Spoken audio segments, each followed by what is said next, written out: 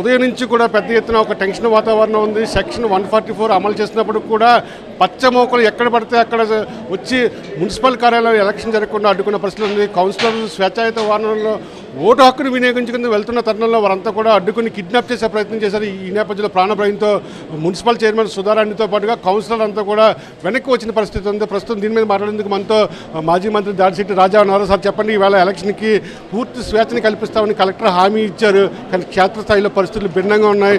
Vote వేసేందుకు వెళ్ళిన councillor అంతా కూడా ప్రాణభయంతో తిరిగి పారిపోవచ్చిన పరిస్థితులు కనిపిస్తున్నాయి. ఎట్లా చూస్తారు మీరు? కౌన్సిలర్ని ప్రజాస్వామ్యాన్ని గౌరవం ఇచ్చి కౌన్సిలర్స్ అందరినీ పంపించడం జరిగింది. కాకపోతే టీడీపీ నాయకులు కార్యకర్తలు కొంతమంది రౌడీ షీటర్లు కూడా కౌన్సిలర్లను కిడ్నాప్ చేయడానికి ప్రయత్నం చేస్తే కౌన్సిలర్లు మళ్ళీ వెనక్కి అరిచేతుల్లో ప్రాణాలు పట్టుకుని పారిపోయి రావడం జరిగింది. తునిలో పరిస్థితులు ఎలా ఉన్నాయంటే తుని టౌన్కి ఈ లోకానికి కనెక్షన్స్ కట్ అయిపోయాయి. ఎస్పీ గారి కంట్రోల్లో కానీ కలెక్టర్ గారి కంట్రోల్లో కానీ తునిలో లా అండ్ ఆర్డర్ కానీ ఏమీ లేదు. ఓన్లీ ఒక సిఐ తెలుగుదేశం పార్టీ నాయకులు కార్యకర్తల చేతిలో తునిలో లా అండ్ ఆర్డర్ కంట్రోల్ చేసి అరాచకం సృష్టిస్తున్నారు. కనీసం ప్రజాస్వామ్యాన్ని గౌరవం కూడా చేయటం లేదు. కౌన్సిలర్లకు స్వతంత్రంగా వెళ్ళి మీరు లైవ్లో చూశారు, స్వతంత్రంగా వెళ్ళి వాళ్ళు ఓటు వేసుకోవడానికి కూడా వాళ్ళకి దారి లేకుండా చేశారు. మేము గౌరవ హైకోర్టు వారిని కన్సల్ట్ చేయడం జరిగింది, కంటెంప్ట్ వేయడం జరిగింది. ఎందుకంటే హైకోర్టు ఇంతకుముందే క్లియర్గా మెన్షన్ చేసింది ఎలక్షన్ ప్రజాస్వామ్యబద్ధంగా జరిపించి మాకు రిపోర్ట్ ఇవ్వండి అని చెప్పేసి.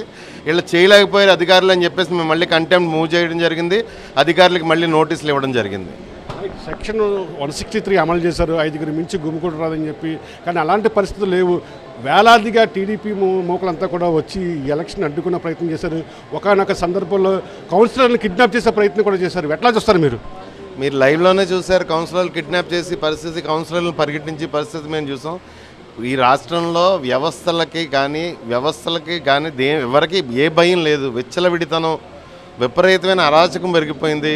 ఏమన్నా అంటే రెడ్ బుక్ పరిపాలన, రెడ్ బుక్ చూపిస్తున్నారు. రెడ్ బుక్ రాజ్యాంగం మా సెపరేట్ రాజ్యాంగం అయిపోయింది. చంద్రబాబు నాయుడు గారిది, ఆయన కుమారుడిది సెపరేట్ రాజ్యాంగం కింద తయారైంది రాష్ట్రంలో అని చెప్పి తెలియజేసుకుంటున్నాను. ఈవేళ కూడా కోరం లేదని చెప్పి ఎన్నికలు వాయిదా వేసే పరిస్థితులు కనిపిస్తున్నాయి. ఒకవేళ అటువంటి పరిస్థితి వస్తే మాత్రం మీరు ఏ విధంగా ముందుకెళ్తారు? మా దగ్గర 17 మంది కౌన్సిలర్స్ ఉన్నారు. 17 మందిని మేము ముందు పెడతాను నేను. వాళ్ళ కోరం లేదు. వాళ్ళ దగ్గర 10 మంది కౌన్సిలర్స్ మాత్రమే ఉన్నారు. వాళ్ళ దగ్గర కోరం లేదు. మరి ఏం చేస్తారో ప్రజాస్వామ్యంలో ఎంత విచిత్రాలు ఏం జరుగుతాయో చూద్దాం. ఎందుకంటే నేను కోర్టుని శరణు వేడాను.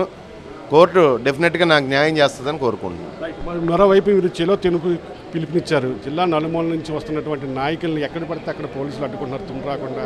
ఇవాళ తాజాగా పిఠాపురంలో కురసాల కన్నబాబుతో పాటుగా ద్వారంపూడి చంద్రశేఖర్ రెడ్డి, ముద్రగడ పద్మనాభం, వంగా గీత ఇలా అనేక మంది నాయకులను కూడా పోలీసులు అడ్డుకుని తిరిగి పంపించేస్తున్నారు. ఎందుకంటారు? అదే చెప్తున్నాను కదా, ఈస్ట్ గోదావరిలో అరాచకం మొదలుపెట్టాడు. చంద్రబాబు నాయుడుకు ఉన్న అలవాటే. గతంలో సెక్షన్ 30 పేరు చెప్పి 2014లో ఏ విధమైన అరాచకం మొదలెట్టాడో మళ్ళీ ఈస్ట్ గోదావరిలో చంద్రబాబు నాయుడు గతం గుర్తు చేసుకుంటూ తుని కాపునాడు గొడవలు గుర్తు చేసుకుంటూ ఈస్ట్ గోదావరిలో మళ్ళీ అరాచకం స్టార్ట్ చేశాడు. ఇక్కడి నుంచే మొదలవుద్ది అతను పత్రం అని చెప్పి తెలియజేసుకుంటున్నాను నేను. రైట్ హరి, మనం చూస్తున్నాము స్పందన కేవలం తునిలో రెడ్ బుక్ రాజ్యాంగం నడుస్తుంది. కౌన్సిలర్ స్వచ్ఛందంగా వెళ్ళి తమ ఓటు హక్కును వినియోగించుకోకుండా పచ్చగూండాలు తెగబడి వారిని కిడ్నాప్ చేసే ప్రయత్నం చేస్తున్నారు. ప్రాణభయంతో కౌన్సిలర్లందరూ కూడా వెనక్కి తిరిగి వచ్చిన పరిస్థితులు అయితే కనిపిస్తున్నాయి. పోలీసులు కూడా పూర్తి స్థాయిలో అటు టీడీపీకి మద్దతు పలుకుతున్న పరిస్థితులు కనిపిస్తున్నాయి. చెలో తుని పేరుతో ఇచ్చిన పిలుపు కోసం అని చెప్పి జిల్లా నలుమూల నుంచి వస్తున్నటువంటి వైఎస్ఆర్సీపీ నేతలను ఎక్కడ పడితే అక్కడ అడ్డుకొని పోలీసులు తిరిగి పంపించేస్తున్నారు. తుని వెళ్తే మాత్రం కఠినమైన చర్యలు తీసుకుంటామని చెప్పి ఇప్పటికే వైఎస్ఆర్ కాంగ్రెస్ పార్టీ చెందినటువంటి ద్వితీయ శ్రేణి నాయకులు కూడా హెచ్చరిస్తున్న పరిస్థితులు కనిపిస్తున్నాయి.